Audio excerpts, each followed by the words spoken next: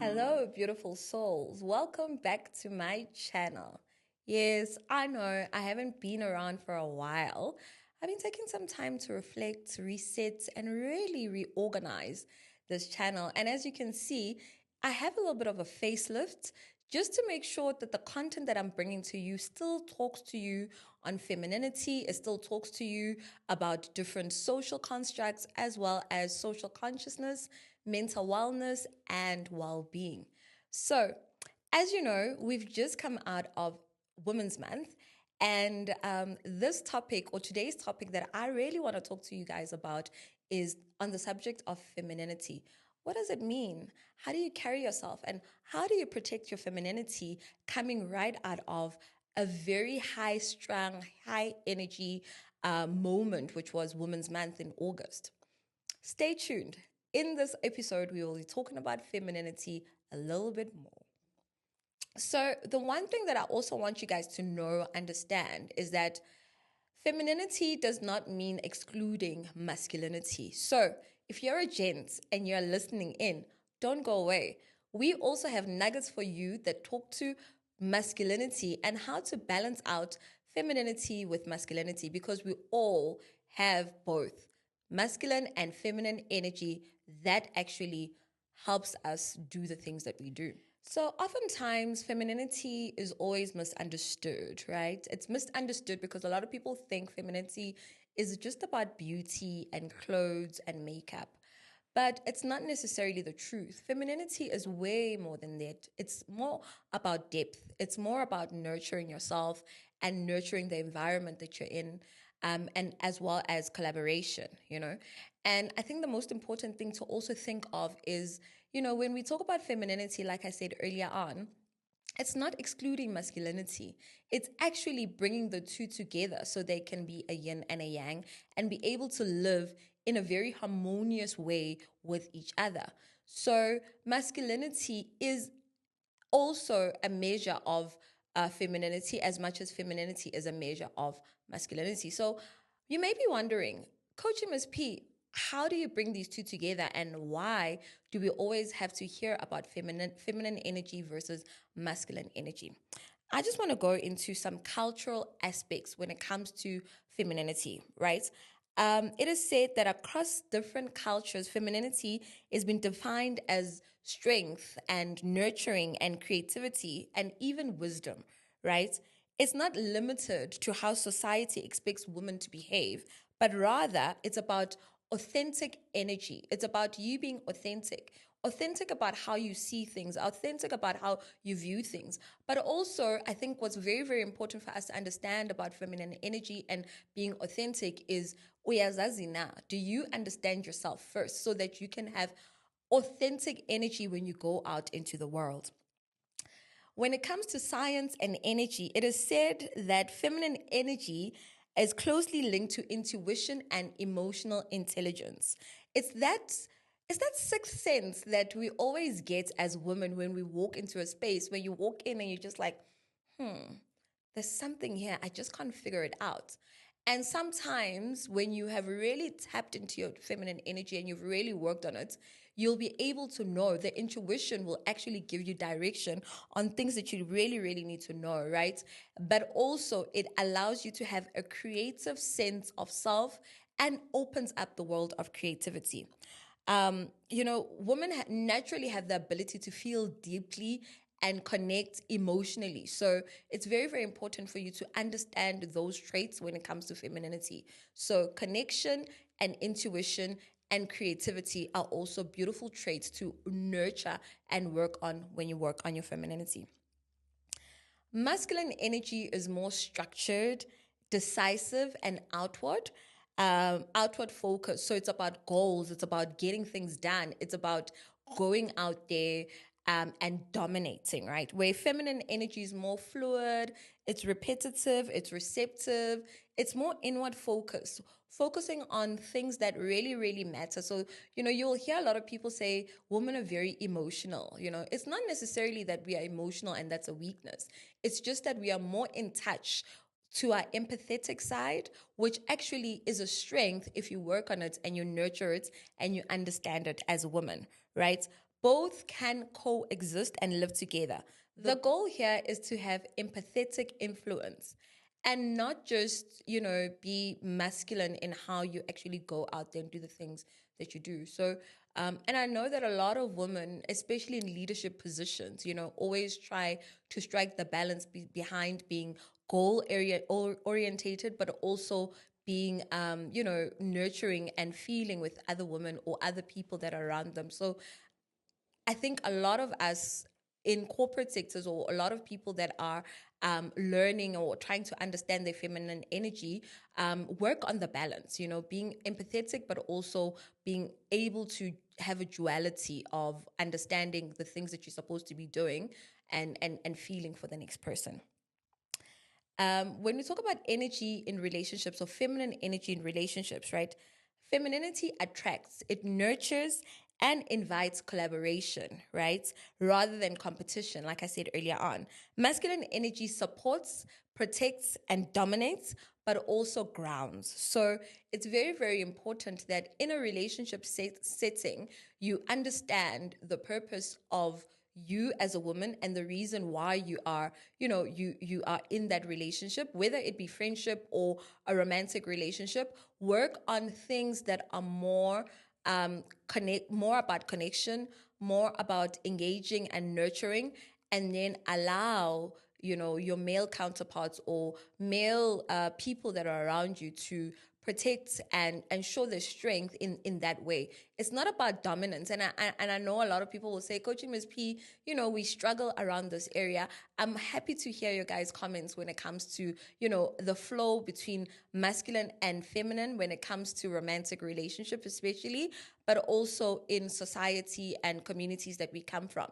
How do you start depicting or start showcasing what femininity means to you and what masculine means to your spouse or the person that you're with, right?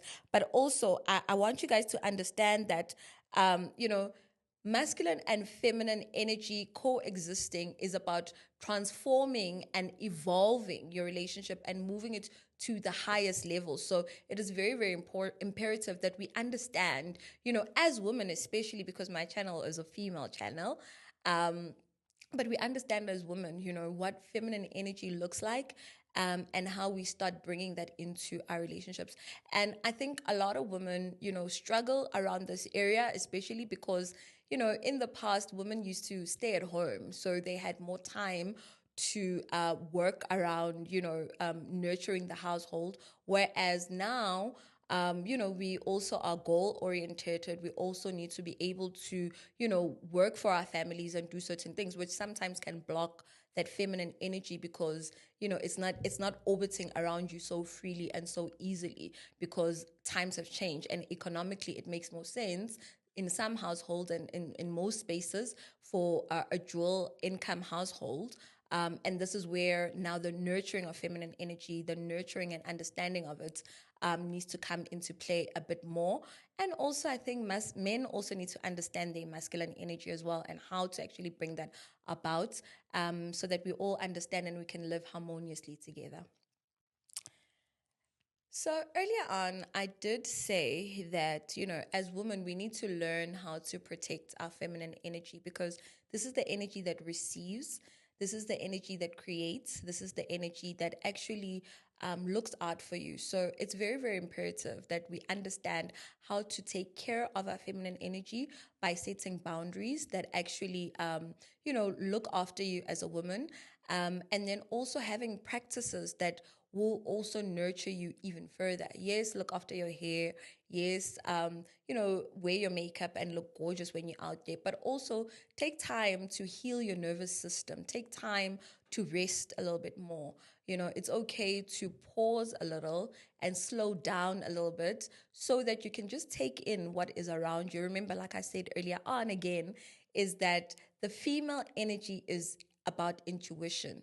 So intuition is normally very poised, normally very slow, normally takes time to, jump into things, It's about breathing in and out, So learn how to do breath work. Learn, sacred practices like yoga.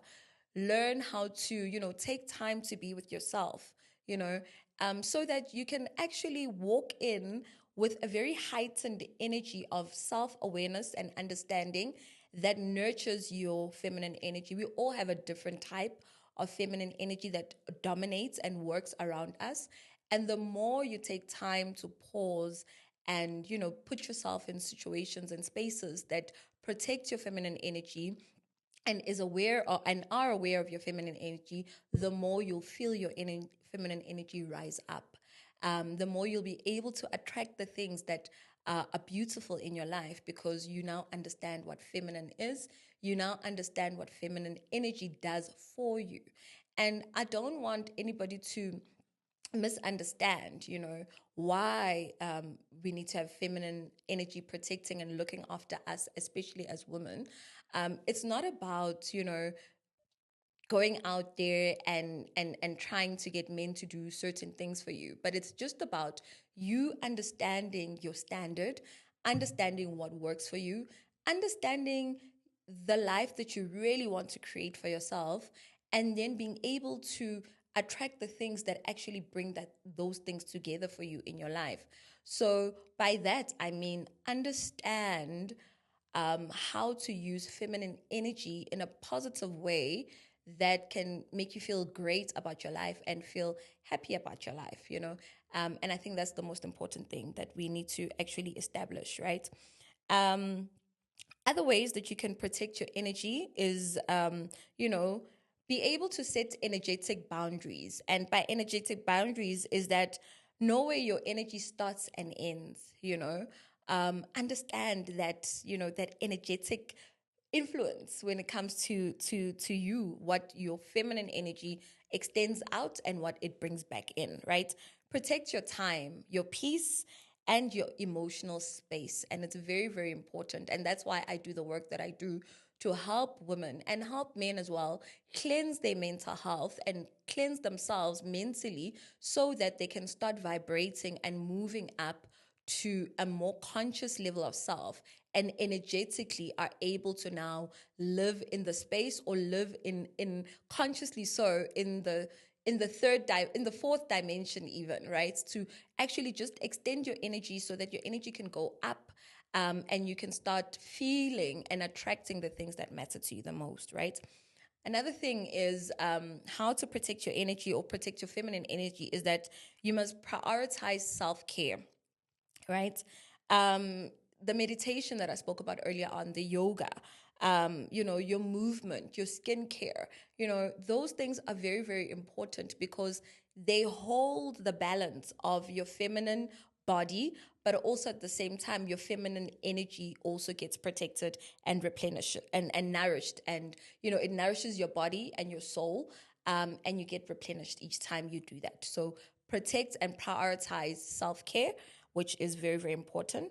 And I think what we take for granted, this is the third one that you guys need to understand, is that you need to honor your intuition.